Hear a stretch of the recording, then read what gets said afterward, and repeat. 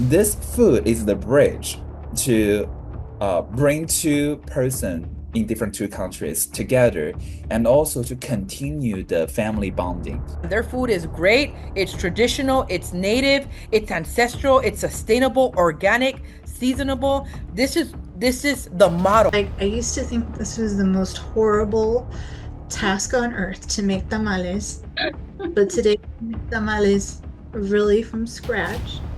We even made our own masa. And so I feel like the spirit of my grandmother was there with us. Welcome to Chezanny's Episode 7. This conversation was held last year in September of 2025 during the commemoration of Canada's Gender Equality Month. Back then, our purpose was to talk about progress in the professional kitchens and cooking industry in regard to gender equality. Many things happened in between the process of launching that conversation. Now, a couple of weeks ago, I resumed watching the video of my conversation with Kira Weckman, and I just wanted to take a plane to Helsinki again, be at her kitchen, hug her, and have the unforgettable breakfast sandwich called skagen she made for me with fresh shrimp, yogurt, cream cheese, soft butter, fresh dill, and lemon over the most delicious sour rye bread I've ever had. Back then, a couple of years ago at her home, she told me a bit about her journey in the professional cooking world. Her story made me realize I was in front of a Shira. And ever since, I wanted to interview her. Kira Weckman is the product developer of KW Catering in Helsinki, Finland. She specializes in Scandinavian and Asian cuisine. In 2013, she won the title of Top Chef Finland, a triumph that reaffirmed her intellect, powerful spirit, and heart after enduring a despicable experience at work that we as humankind should evolve from. Along with her husband, Colombian chef Michel Garzon, in 2015, they published a cookbook called Latin Macuja, Latin Flavors, South American Recipes for Finnish Food Enthusiasts. She now works as a food designer and product development chef for a Finnish company who has nutrition at its core values. She makes an impact by designing foods, products, along other professionals from different backgrounds who share genuine passion for food, nutrition, and human beings. So now that we have entered the month in which the United States celebrates and commemorates Women's History Month throughout March, to honor the vital contributions and achievements of women pushing progress for all in our nation, I felt my conversation with Kira from last September is even more relevant and opportune. This is a conversation that tastes like a journey of courage, healing, and triumph, which are the staples of gender equality. Again, thank you, Kira. Thank you for your kindness, your time, your profound wisdom, patience, and generosity. I read somewhere that greatness is the courage to overcome obstacles. It is the willingness to move to a higher level of love.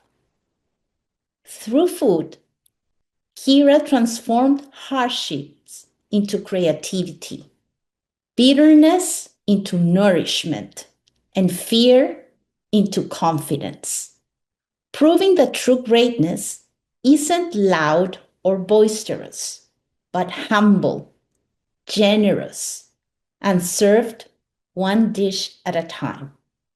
And while Kira's victory marks a beautiful step forward for gender equality in Finland and the culinary world, it also reminds us that the recipe for true balance and respect in every kitchen is still being written. I'm so happy to have you. Thank you for your time. This is going to be a conversation between two women, me having just the passion for culinary arts and food, and you are the professional, and you won Finland's Top Chef 2013. Wow. So long time ago. Wow. but yes, that happened. Having a conversation with you, it will provide in a way a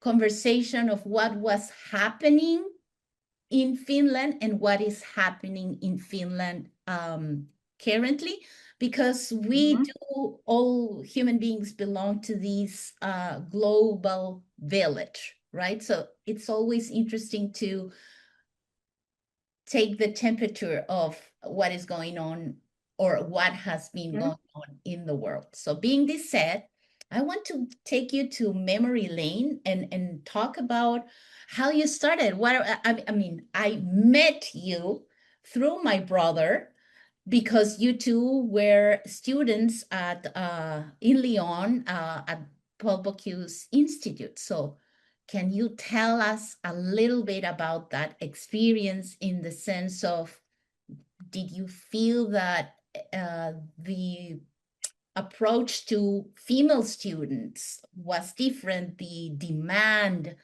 or the expectations was any different from male to female students? What were your memories of that time?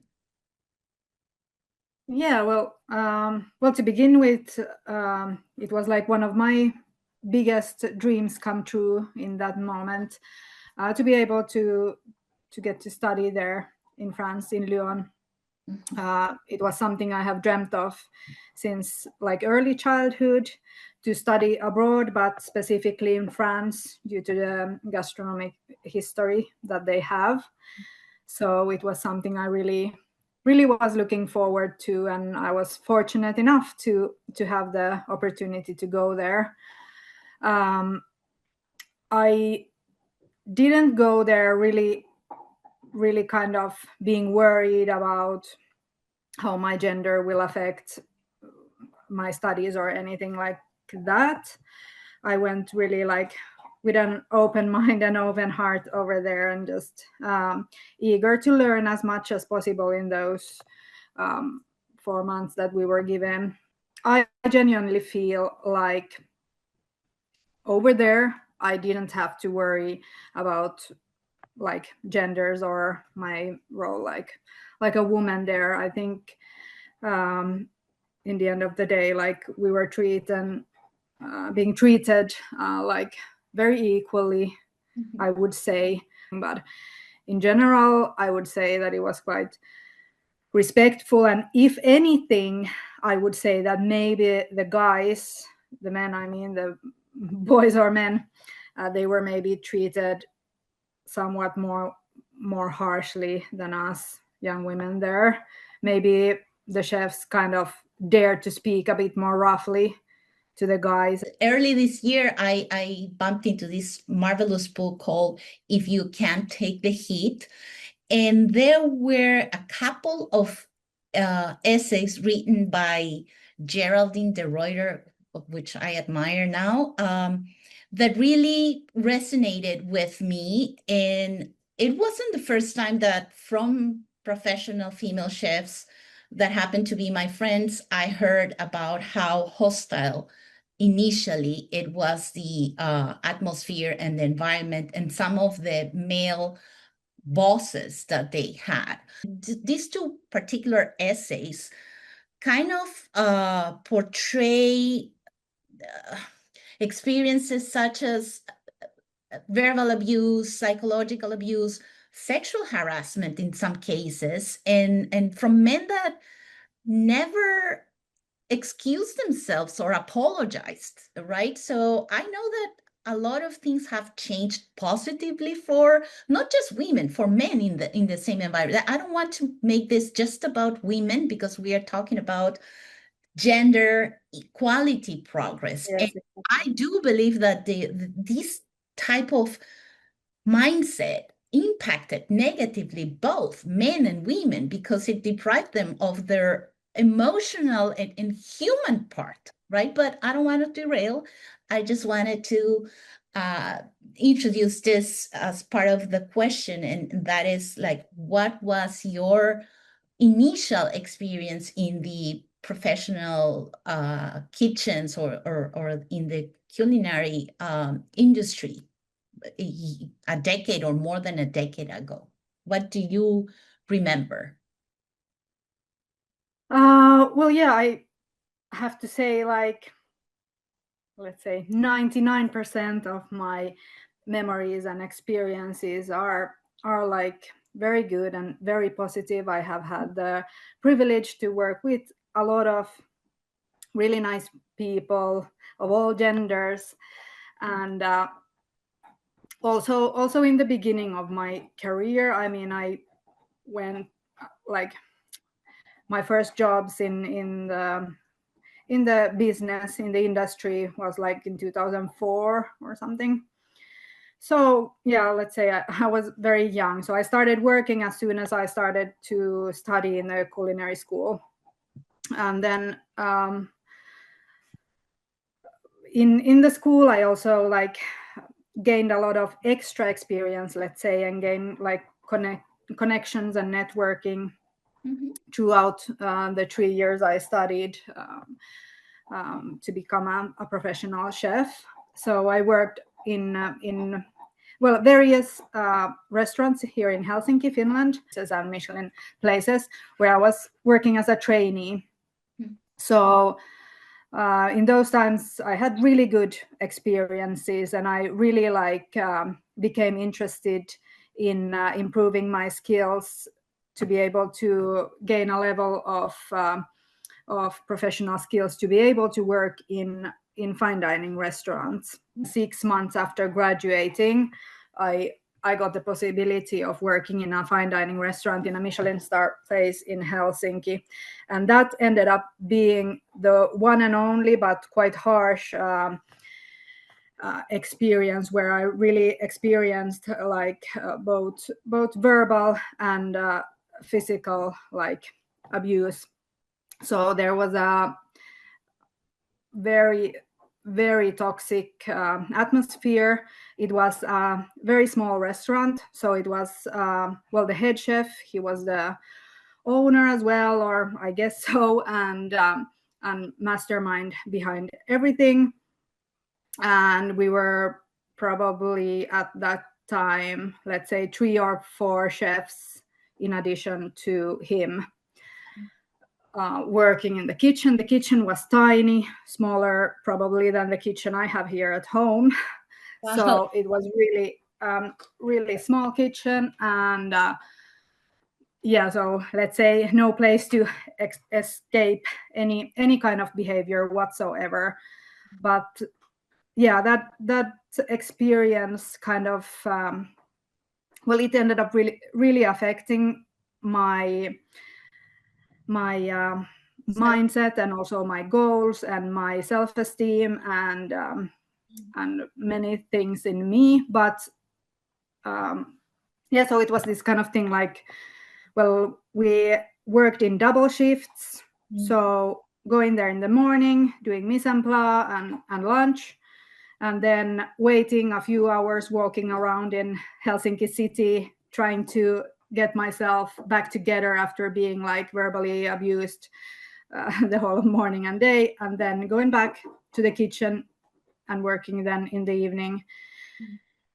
And the same thing kind of continued there. So it was just like really horrible times. Fortunately, it ended up not taking too long.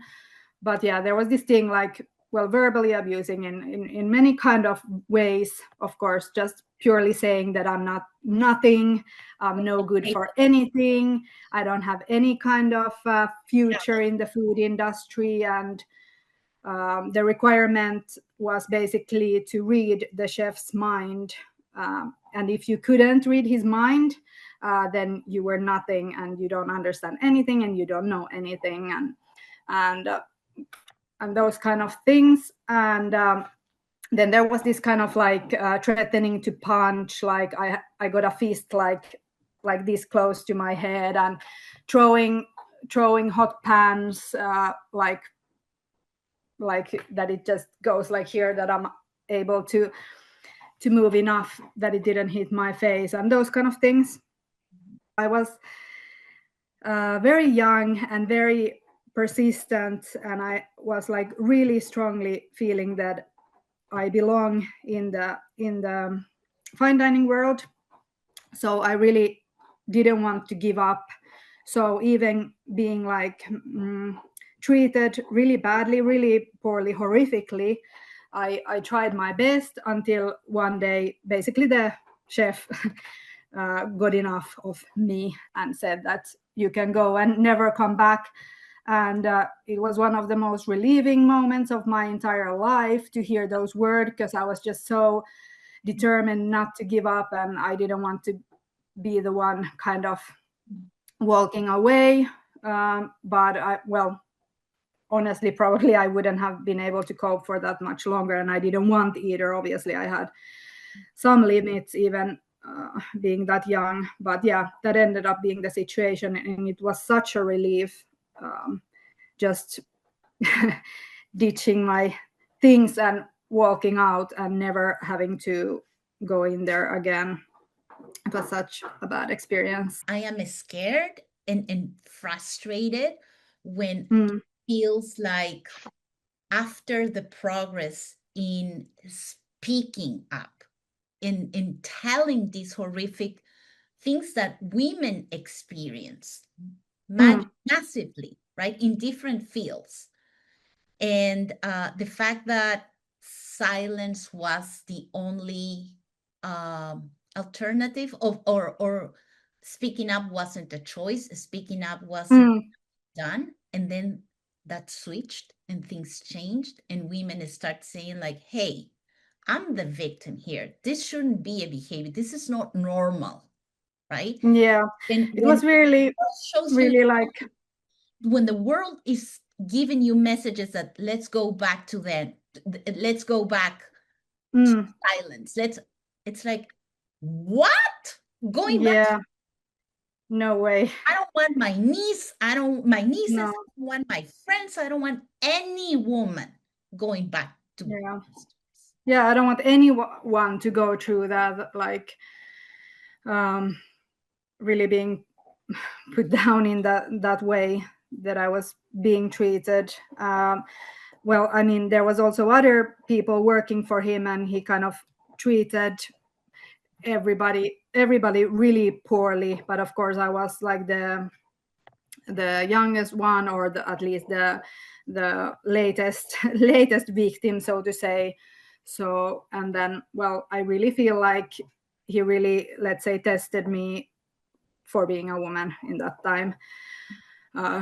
He must have got some kind of sick pleasure out of it, and yeah, he really managed to change my thoughts in that way that I after that felt like my place really is not going to be in the fine dining kitchen, and I decided to look for something else. I chose like well-being. Yeah.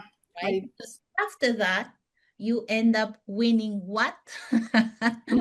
Coming Yeah. back, proving not that person, poor sick mind, or I mean, I don't want to excuse that type of behavior, but it reveals how traumatized he must have been by whomever, and we don't care, right? Not our problem. But I want to move a little bit now, but it's still connecting to this experience. How was the experience of winning Top Chef Finland in 2013? Again, we have this idea of what a culinary show is, and it's a show in a way. And competition is part of it, and proving, like this mindset of proving that you are the best at what. After that awful experience and this new experience came into your life, and you earned it, and you prove in a way how talented and capable and wonderful you are. But can you tell us a little more about these two experiences, and how can you connect these two experiences? Well, he was not able really to take away my persistence or my love for food. So I just decided that I changed my path a little bit. I decided, that I leave the fine dining scene behind and focus in places where I can still cook, but maybe in a more relaxed atmosphere, around like a bit healthier atmosphere, I would say. I mean, professional kitchens are quite crazy places always, but yeah, like I said, that bad experience ended up being like really bad, but basically the only experience I personally had in that kind of really toxic environment. So yeah, I decided to continue cooking, although, and I felt that I can be a good chef, and this is really my passion. So I didn't want one person to define like my career in general. But of course, it was so traumatic for me. So I really tried to kind of push those things away, the words away that I heard during the time I was experiencing that kind of abuse. So, but yeah, I ended up finding a good place to work. I ended up studying more. I studied culinary management and during that time I studied in Haaga-Helia University in the culinary management program. So I think during that time I started to gain back some of the like professional self-esteem and identity that I lost before. So that was nice and good times for me.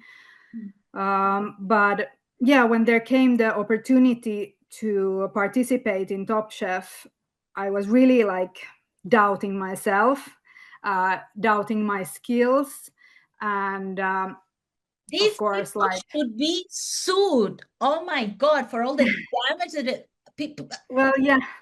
Oh God. Yeah, it can be, but fortunately, I had people around me, my parents, my family, my relatives, and my husband, of course, kind of supporting me and yeah, telling me to give it a go. And of course, inside of me, I have this Finnish thing called sisu. We call it sisu, so it's this kind of like persistence and really not giving up even in rough times. So even kind of having not too good self-esteem, I still wanted to give it a try. push through. And I have always liked to challenge myself, and I have that kind of mindset, like if you don't give it a try, it really ever won't happen. So yeah, I love new experience. I love to gain professional experience. So going into Top Chef, I really don't think I thought that I was going to win. Actually, I thought my chances are quite low.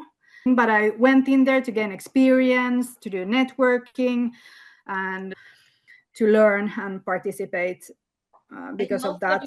Because it reveals so much about probably our generation always thinking low, right? It's not about the it's about, okay, I'm gonna learn experiences. You never think I'm gonna win, I'm the best. It's a different attitude. But then, well, on the other hand, fortunately, I also tend to do that if I go into something, I give it like my all. I give it 100%. I give it 110 if possible. And I don't give up too easily. I will always try to do my best. So even if I don't always 100% trust in myself or my skills, I will still do like whatever I can to like just give it my all. When I was in the competition, then I think quite fast I noticed that there actually might be a chance that I like could be a longer time in the competition, that I might not be the first one to go. So that of course gave me more like self-esteem, or how do you say, like an energy to push forward. And then when you won, what was the feeling? Of course, the feeling was crazy. Well, by the time, we had been like a month already by that time, like competing and making that program. So yeah, of course, I was like feeling good about myself. I was feeling strong. I was feeling that there is a chance, actually, when I was in the chosen to be in the final. And then I really like just tried not to doubt myself, and just tried to be like with an open mind and put my heart into it, and like just do my best and see where it takes me. So and throughout the whole competition and throughout my whole career working with food, I always like really try to focus in the flavor of my food, and try to like put my heart into everything I do. So I hope and I think it showed, and I think that was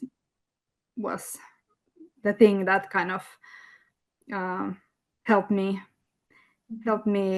win. It was really tough, the final. It was really like let's say tight, I would say, and I don't think it was an easy choice for the judges to choose the winner in that season either. Well, I guess it never is, but yeah, so there must have been some small details, and I think it has to be something about the flavor in the portions that we happen to make in that competition. And moving forward, that opened you, I believe, a lot of opportunities. You are also the chief executive officer of your own catering business.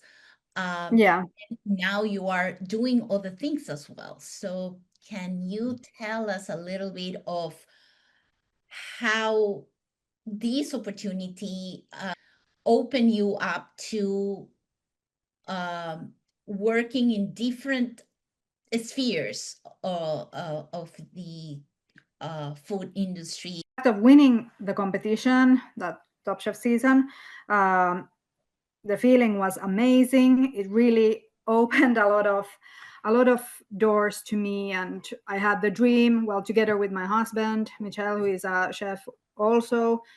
So we had the dream of opening our restaurant together. But after winning the competition, we kind of switched the dream, switched the goal, and ended up deciding that we'll open a catering company. And basically it was for the reason of being able to take on the different type of projects and opportunities that were offered to me or to us after this competition. Because if we would have opened a restaurant, that kind of the people and customers would have been forced to come to my restaurant. But having a catering company, I was more like open and able to travel around the country and take on more like short-term projects and longer-term projects, and really decide like what I want to do and how I want to do things. And well, I have probably chosen a bit different path and way than what other Top Chef winners have done and might have done. I ended up saying no to some project and suggestions that came from the media and from some producers wanting to do like a bit strange projects with me, and that might have affect also like how long my public career, so to say, was, because I at some point like didn't go into all the projects that were offered. I had some kind of filter. So if I would have said yes to more things or everything, I might have had a more public career, let's say. But I don't think like personally that was not really ever like a huge goal of mine to be somehow like a celebrity or something like that. There is those like celebrity chefs. It's beautiful for the ones who choose to be celebrities or popularity or fame. That's fine. But there's the other side of happiness and joy and choice of choosing something that fits for your plans as a mother, as a wife, as a professional as well, right? It's like expand the opportunity, not expanding. It's like showing that choices are different, like anything in the world. Like everything. Through my catering company, I've been able to do, of course, many kinds of really memorable catering experiences, but also other type of projects and consulting people and companies in the industry, and well, many kind of things, interesting things, and I ended up working like many years like as an entrepreneur 100%. Until then it was quite just before, like a year or two before the famous COVID times, I actually ended up switching from full-time entrepreneur to employee for a company. And I think what affected me was the choice was to have a bit more time for me and my family, because being an entrepreneur and doing this kind of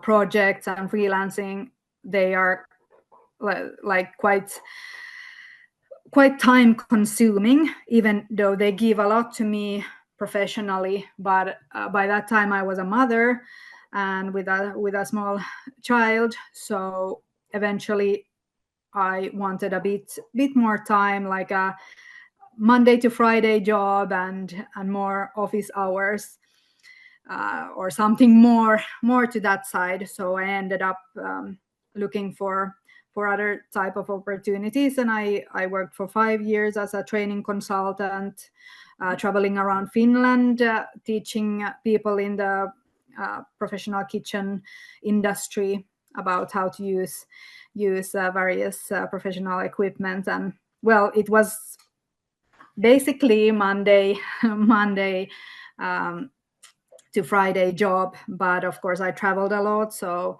there was that side as well, but a bit more time with my family than what I had for many years when I was full-time entrepreneur. And yeah, and then nowadays I still work in the food industry. Now I have been working almost soon 2 years in a food industry company as a food designer. And what is to be a food designer? Because I read a little bit and it sounded like, oh my God, this woman is brilliant. You are a creator as well, which for me means being an artist, right? You have this ingenuity, but also I believe it's aligned with your values. You are a person of integrity. And as a mother, I believe that not you don't have to be a mother, but women tend to care about our family, community, parents, and it's important to work and produce and be part of industries and corporations that share those same values when they offer products to humans, to their consumers, right? And I want to believe that a difference between what I've experienced visiting you guys in Finland and going to Berlin, for example, or when I am in Montreal, the quality of the food industry is much higher than and the standards for companies to put things on boxes or cans for the human consumer are higher than here, unfortunately, right? So can you tell us a little bit about that, please? Well, yeah. Well, I have also visited States and Canada, but well, in Canada it was a long time ago, but States recently. And yes, there is amazing food, amazing restaurants, and amazing people working in the industry. But yes, there is that, let's say, sad fact that the food in general tend to be very unhealthy. And yeah, I think that's something even in big industrial companies is taken, let's say, a bit more in notice over here. Like people and companies care about the consumer health. So yeah, it's not only about making big bucks. It's also about like making an impact on people's food choices and these kind of things, and also taking in note health aspects, not only, let's say, flavor and texture, but also like the health behind. And I think that's something I like working over here, and even in a big food industry company, is that like on a daily basis we are discussing nutritional health issues and taking them in notice. I can and I have to and I will take it in notice in my day-to-day job when I make my impact on designing food products. Yeah, but yeah, my job is actually amazing at the moment. It's really nice. I work in a professional kitchen with a lot of different type of people that with different backgrounds and skills and kind of professions, but everybody working around food. So of course it's like a nice atmosphere to work in when your passion is food. And yeah, my position is food designer, or then product development chef as well. Kind of is my job there, but food designer I'm called. And one of my tasks is to bring ideas, food related ideas into the company, and into then like developing the products. And I'm really there like in the beginning and in the innovation side of the whole process. So I'm there giving like grains of ideas when we start to think about products.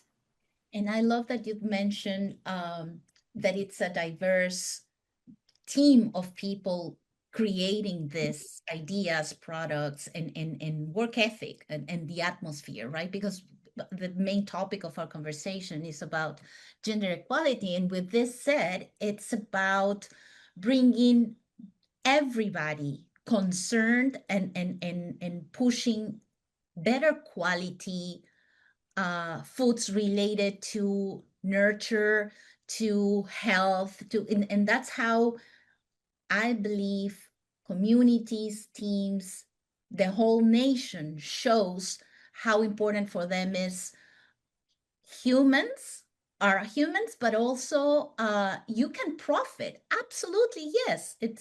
I have nothing against capitalism, right? But it's the integrity that it should come aligned with it. It's like not selling things that are going to be unhealthy, right? For not just our body, for the whole being of us, right? It's the mindset, and we have to be better human beings, and it's not in opposition of creating profitability.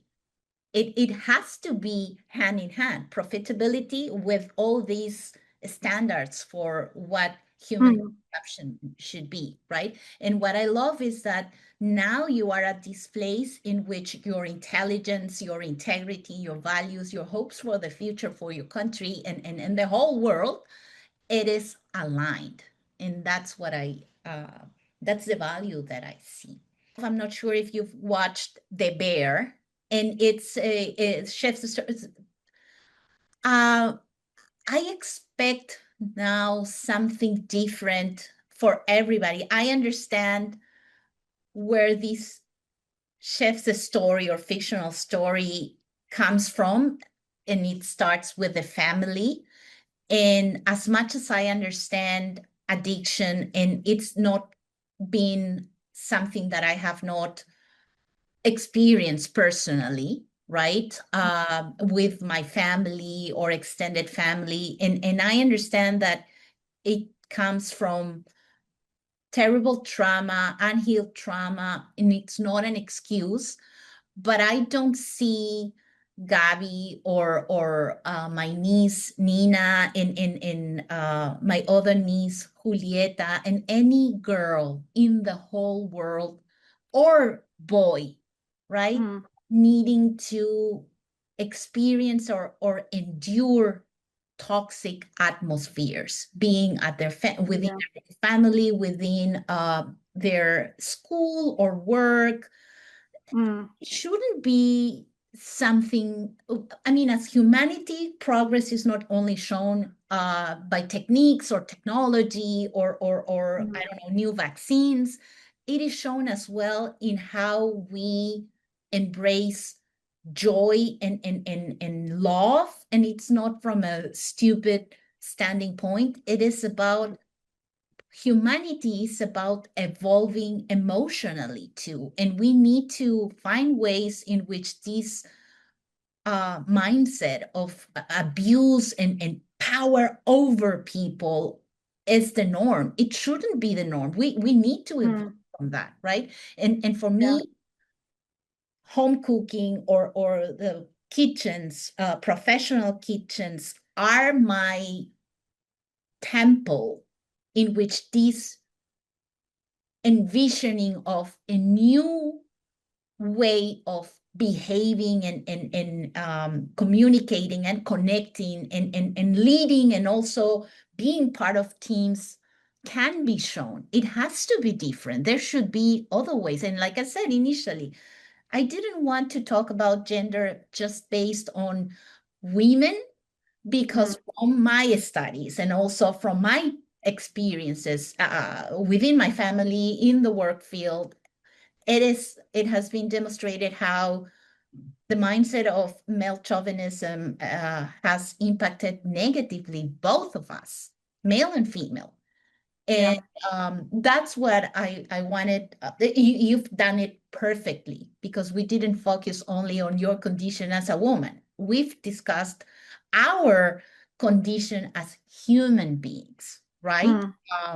So yeah, if you want to add something in regards to this, that would be lovely. We've been equal here in Finland for a long time, or we are like well known for that like gender equality, but it doesn't mean that there doesn't exist like still things to work on here. There is still work to do. It's important to speak about equality.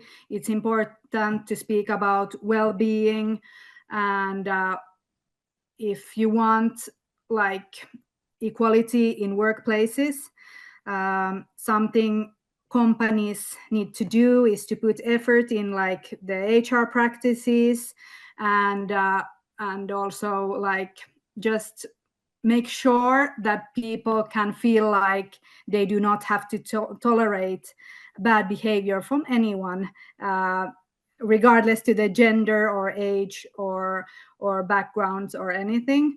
So if that kind of atmosphere is created, then I think people are happy at work, and that's something also in the restaurant industry should be taken in notice. And I'm happy to say that here in Finland there has been public discussions about it just lately, quite a lot. So due to social media and media in general, I think like also difficult topics like that kind of are forced out in the public, and you have to like talk about them. So only in that way things can get better, and there is a lot of hope. The younger generations, they are smarter in many ways. They require a healthy working environment. They are also interested in new ways of leading teams. So in that way, I'm happy and positive about the future, that there is hope of things getting better, and any one of us have the right to demand like a healthy working atmosphere. And no one has to tolerate bad behavior. We have the right to not tolerate toxic environment. So I think that is nice, and also it like people who still have that old style of mindset, they are waking up to that fact, and they are changing, or they are forced. It's been an amazing conversation. Thank you, Kira, for your generosity, your time, your patience, but also for sharing your part of your personal stories. I'll invite you to a future conversation, because we need to expand more on different topics.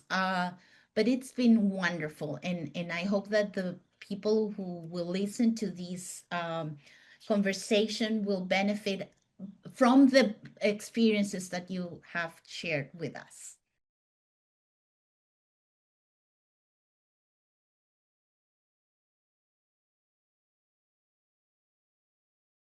¿Qué pedos, güey? ¿Cómo? I guess pedos? We can cut this off. Yes. Chao. Gracias. Gracias totales. ¿Qué más, amiga? Ya hablamos pronto. Bueno. Ha sido una conversación divina, inspiradora, maravillosa, brillante, linda, muy, muy, muy linda. Gracias. Sí, es mi esposa. ¿Qué más esperar? Por supuesto. Yeah, no sarcasm there. Gracias.